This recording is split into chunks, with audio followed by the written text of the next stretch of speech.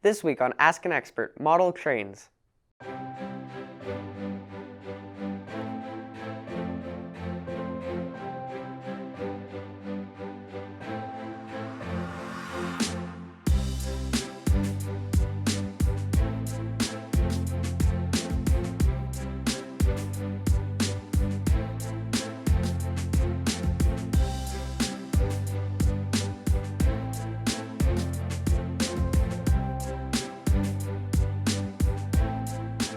Welcome to Ask an Expert, the show where you submit questions to be answered by people around the school. I'm your host, Kieran Lanois. This week on Ask an Expert, our question is, what's the difference between HO and N-scale model trains? Here to answer our question is Mr. Zulkoskey, our drama teacher. Welcome, Mr. Z. Can you help us answer this question? It is my great pleasure to answer this question. And so the question is, what is the difference between HO and N? Yes. It's all a matter of size. Now, N scale, I would like to think that those are merely toys because they're so tiny. They don't have the detail that HO scale can possibly have. And so the wonderful thing is an HO scale layout gives you the sense of magnitude, the power of the locomotives and the railways themselves.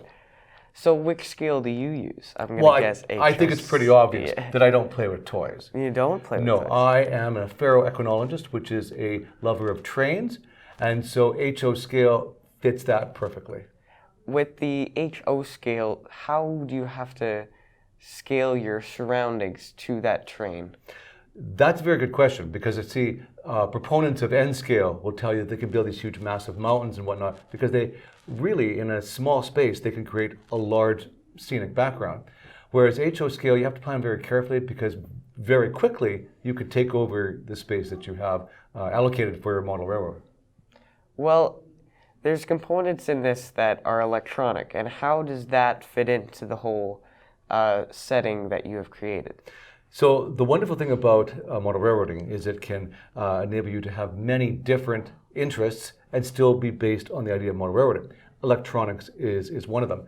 And so you can look at the difference between DC and DCC, which is digital, in terms of your electronic environment. With DCC, because of microchips, we can have an amazing range of realistic effects in terms of lighting control, sound control with your layout.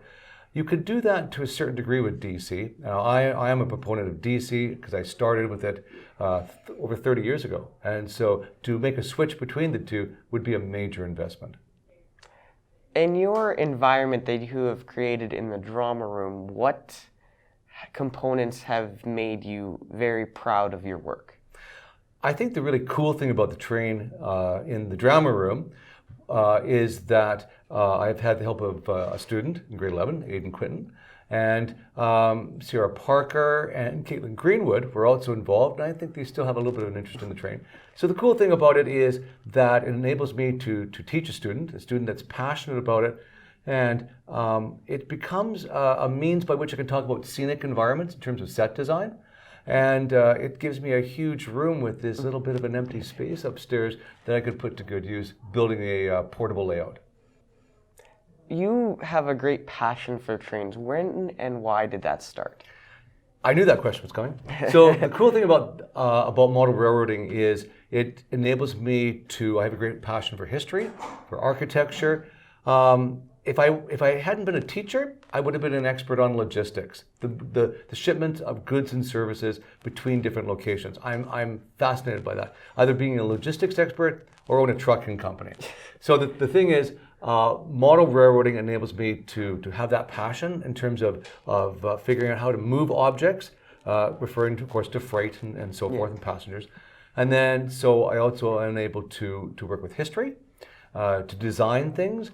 You have to have an interest in math, which I don't, but I have to figure out the radius of curves and so forth for smooth operation, to super elevate curves and so forth. So it enables you to try and do many different things, and in the process, really begin to research your environment. So there's people out there who love to do this, and there's people in high school who might want to follow in your footsteps. Do you have any tips on how to start one? Plan carefully. make a good investment. Christmas time is when a lot of parents will buy their kids a little train sets to run around the Christmas tree. Those layouts or those type of trains are not very well made. And so you need to plan carefully and create a good base upon which to build. And so save your money, research, talk to experts, and in that process, start small and eventually build to the environment that you have. I like more the effect that it looks so real, like the terrain looks real, the locomotives are as real as we can get them. I don't like graffiti on cars, but that kind of an effect.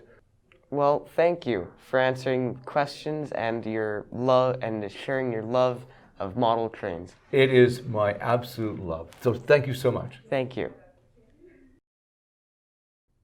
That's it for this week's Ask an Expert, but we're always looking for new questions. Tweet them at @PA Carlton with the hashtag Ask an Expert, and we'll find someone who can answer them for you. See you next week.